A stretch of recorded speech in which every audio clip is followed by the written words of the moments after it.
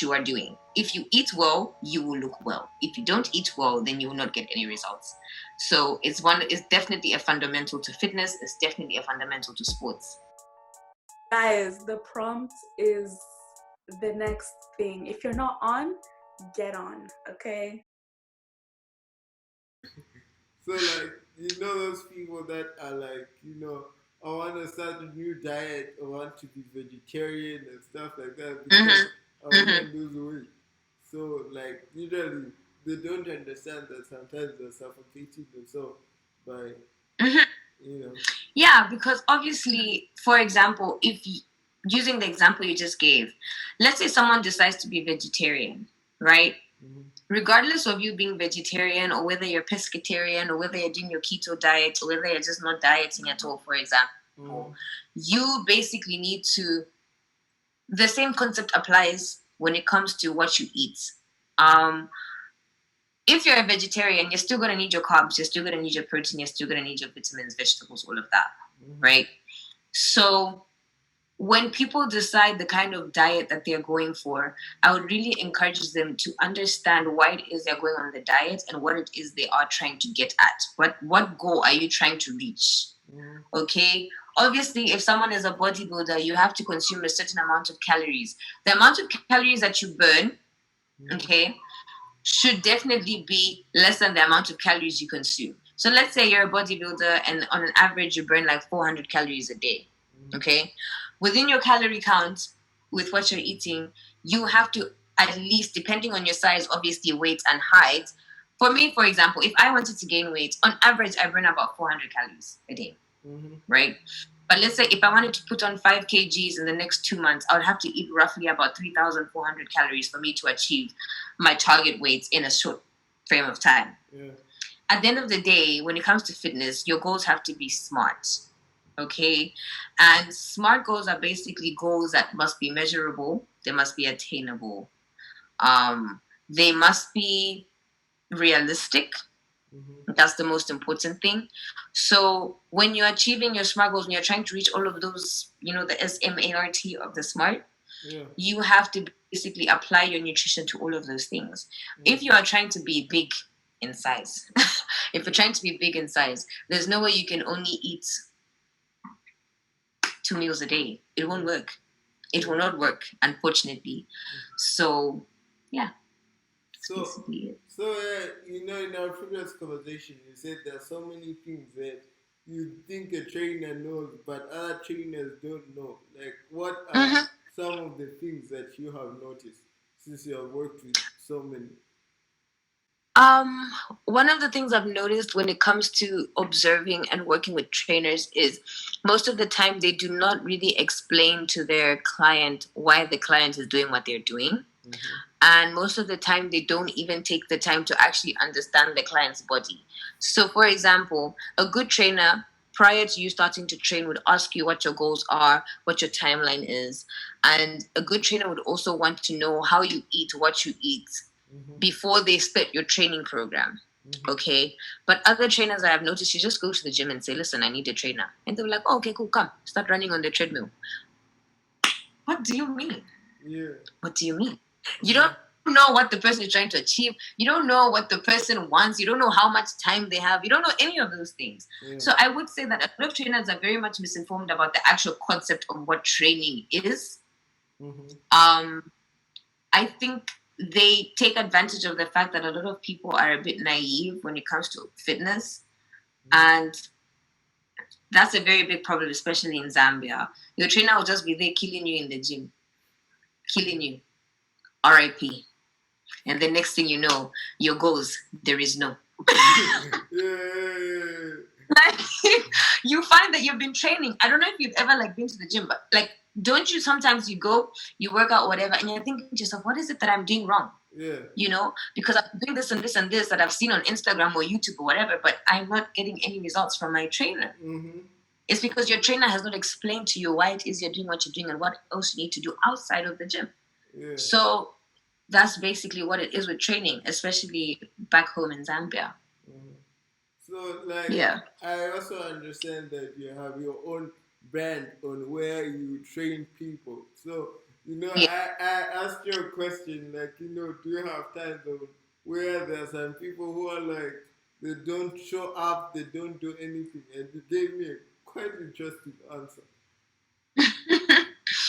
Yeah, because as I said, like prior to me starting to train someone, I like to make sure that we're both on the same page with their goals. I like to make sure that the person understands that I'm not a miracle worker.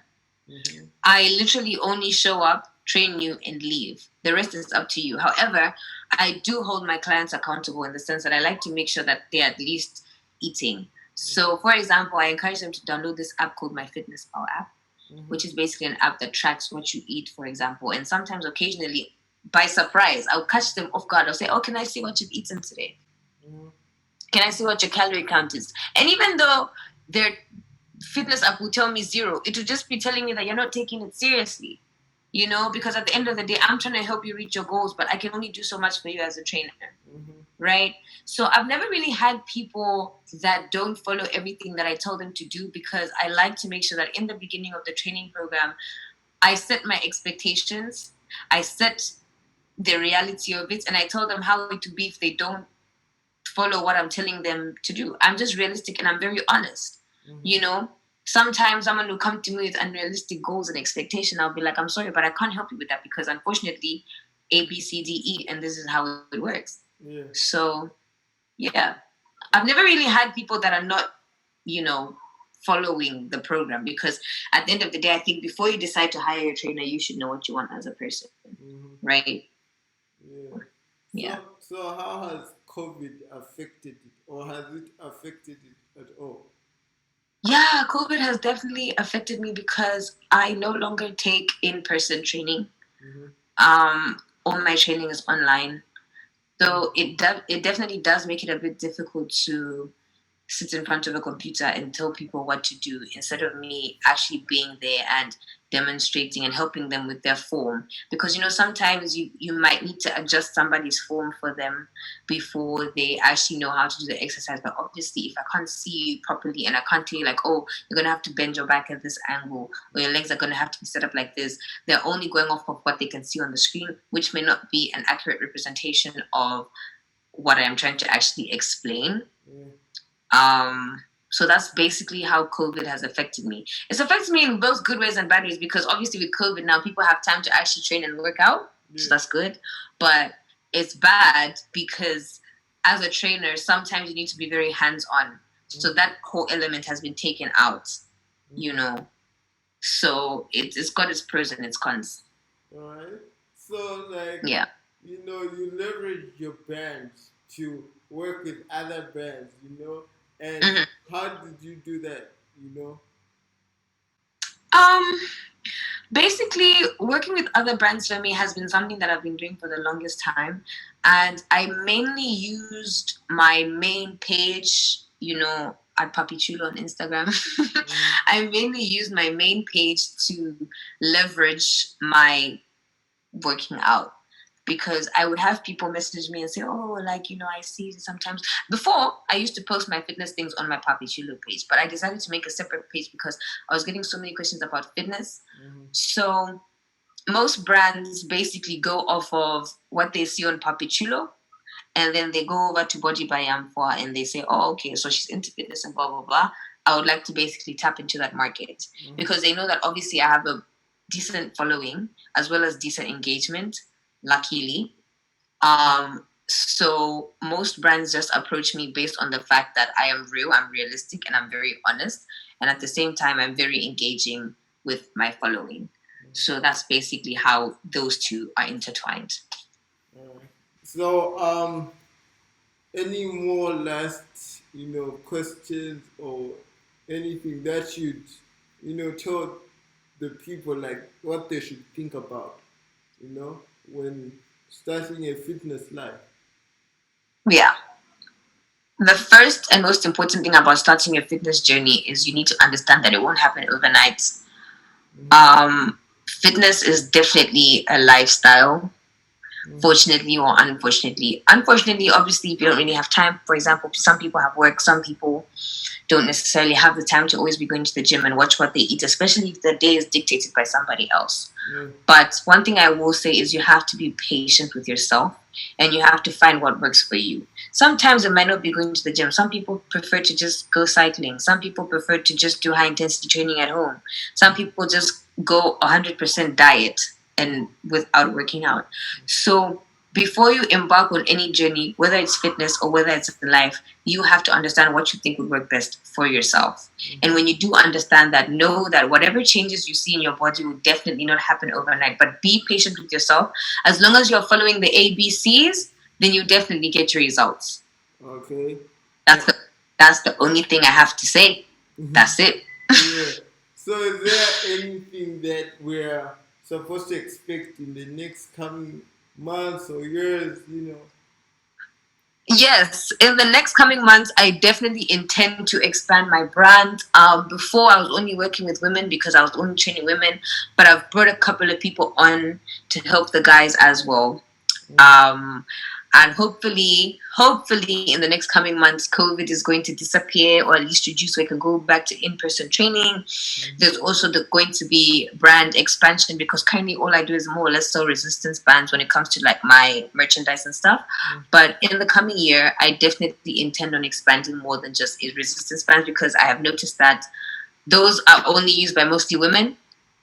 So I would like to be inclusive as much as possible. I would like to include men, women, older people, younger people, all of that. So there is definitely going to be expansion on Body by Yamfwa. And maybe a rebranding as well. So stay tuned. So for anybody that's want to reach us, they can reach you. Where can they reach you? They can reach me either on Papi Chulo. You can reach me on Body by Yamfwa, or you can simply just send me an email at bodybyamfwa@gmail.com or yamfwaz@gmail.com. Yeah, and alternatively, on my pages, there are little links where you can contact me, whether it's on phone, WhatsApp, all of that. So, yeah. Yeah, and you can reach me right here on my email or Instagram. So thank you so much. Thank you for having me.